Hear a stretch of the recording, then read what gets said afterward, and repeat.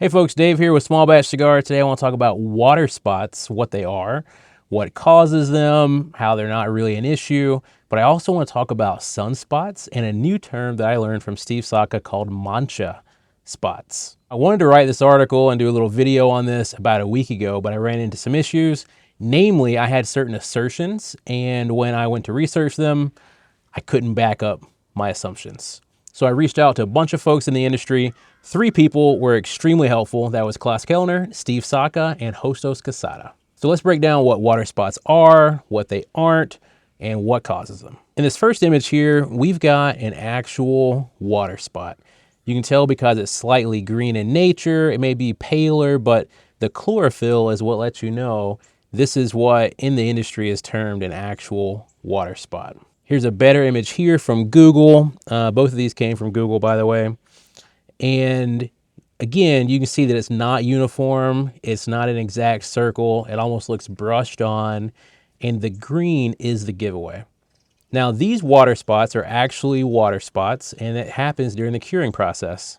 If you remember Candela cigars, they turn up the heat and they lock in that chlorophyll to create that, well, not create the green wrapper, but to keep the green wrapper from the tobacco leaf.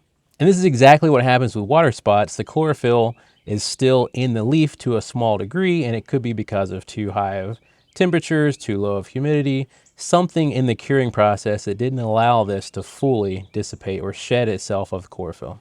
Okay, so this next type of water spotting is called a sunspot, and it happens in the farm versus the curing barn. So these are small, round, pale spots that are almost always circular in nature. They almost always look like tiny little freckles on a cigar. And these happen because when water droplets rest on the leaf surface at the exact right time or wrong time, they act as miniature lenses, focusing sunlight onto specific points that can cause a bleaching effect, resulting in sunspots. Now, this is a little bit controversial. Not everybody that I polled had heard of sunspots or the magnifying glass reasoning. Some people mentioned Cercospora. I thought it might have been Cercospora, but apparently Google says it's pronounced Cercospora. Now, I'm not an expert on Cercospora in any way, shape, or form. I did take to Google. I found that there's lots of different varieties, even different varieties that affect different tobaccos in different regions. I was seeing a lot of photos like this one here that somebody sent me, and it looks much more spotted. It seems to be, the frequency of the spots seems to be higher. They seem to be much closer together. I don't think that these sunspots that we're seeing here are technically Cercospora, but I'm not 100% certain because, again, the polling was not 100%.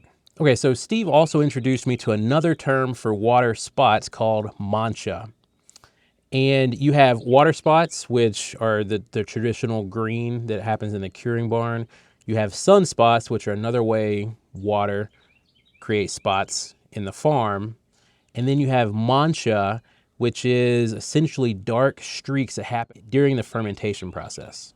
So on a macro scale, this makes sense to me too, because this is how cigars undergo additional fermentation to create a Maduro wrapper in the first place. So in this case, a less than perfect fermentation creates darker streaks. And honestly, given how leaves are fermented in large pilones, they require significant man hours and handling and science. I'm shocked that we don't see more of these mancha spots on wrappers all over the place. Okay, so hopefully we shed some light on that for you. There's water spots, there's sunspots, there are mancha spots from the farm to the curing to the fermenting of the tobacco. But these spots will not affect your flavor, performance of the cigar whatsoever. They are a blemish, and as much as I would like to get rid of all blemishes in the cigar world, that would drive the price up significantly. So yeah, I will smoke the occasional water spot, sunspot, mancha spot, and rock and roll. Now, if you have more questions on this, because I'm sure I just gave a brief synopsis of everything involved, drop a comment below. I will reach back out to everybody that contributed to this and see if we can get answers for you. Thank you. Have a great day.